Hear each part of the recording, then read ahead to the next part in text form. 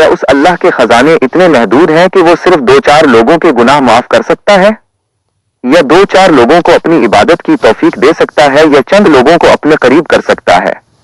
अरे यार, हामी तो भरो, एक कदम तो उठाओ, तुम्हारे पहले कदम पर ही तुम्हारी मंजिल है।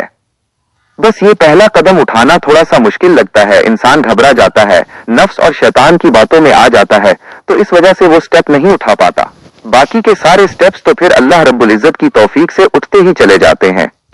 पता नहीं मैं क्या बोल रहा हूं, लेकिन एक मोहब्बत है जो तुम्हारे लिए है मेरे दिल में, एक चाहत है, एक दुआ है, एक ख्वाहिश है, क्योंकि मैंने भी इस गुमराही का पानी पिया हुआ है।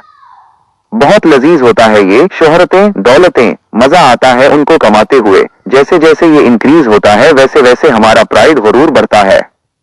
लेकिन दूसरी तरफ अब मुझे ये भी पता चल चुका है कि गुमराही के रास्ते पर चलकर आप लज्जतें तो हासिल कर सकते हैं, दौलतें समेट सकते हैं, ये दुनिया आपके लिए तालियां बजाना शुरू कर देगी, लेकिन आप अपनी जिंदगी के बारे में कभी भी किसी भी मकाम पर पहुंचकर ये फैसला नहीं कर पाएंगे कि मेरी जिंदगी कामयाब है। आपकी हर रात आपको डराएगी, आपका हर दिन आपको मजीद गमज़दा करता चला जाएगा। तो अल्लाह का होना तुम्हारी जिंदगी में बहुत जरूरी है, क्योंकि अल्लाह के बगैर हमारी कोई हकीकत नहीं है, अल्लाह के बगैर हम कुछ भी नहीं है। दौलतें, शोहरतें, गाड़ियां, बंगले, लोगों का हुजूम, फ्रेंड सर्कल इंसान की असलियत को बदल नहीं सकते। इंसान भले अपने आप को कुछ भी समझना शुरू कर दे, लेकिन इंसान इंसान ही रहता है। लिहाजा अगर किसी को बहुत शौक हो अपने आप को कुछ बनाने का, तो वो सिंपली अपने अल्लाह के साथ अपने आप को जोड़ ले। खुद के फैसले खुद करने से बेहतर है कि हर चीज अल्लाह पर छोड़ दी जाए। वो ऐसा बेस्ट प्लानर है कि जब उसके साथ कोई कनेक्ट हो जाता है तो उसके बाद इंसान को अपनी जिंदगी कीमती लगती है। तो ये बगावतें, ये गुमराही के सफर, लज्जतों के पीछे पागलों की तरह भागना और इस तरह की अजीब अजीब कैफियतों में अपनी जिंदगियों को गुजारना बंद करें।